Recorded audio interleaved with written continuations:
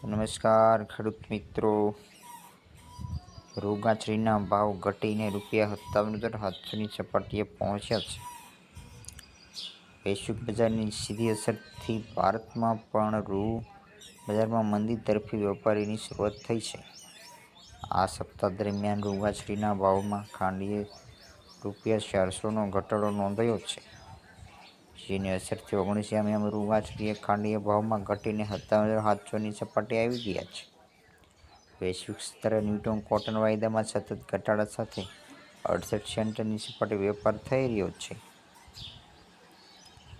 છેલ્લા એક મહિનાની વાત કરીએ તો વૈશ્વિક સ્તરે રૂબજારમાં મંદી તરફી વેપાર થઈ રહ્યો છે. જોકે ભારતમાં સ્થિતિ સાથે અન્ય સામાન્ય સુધારા સાથે વેપાર થયો. જોકે હવે વૈશ્વિક બજારની વાત ઓછા પ્રમાણમાં અસર ભારતીય બજારને થવાની શરૂઆત થઈ છે. હાલમાં કપાસના ભાવની જો વાત કરીએ તો 1350થી 1570ની સપાટી વિશે વેપાર થઈ રહ્યો છે.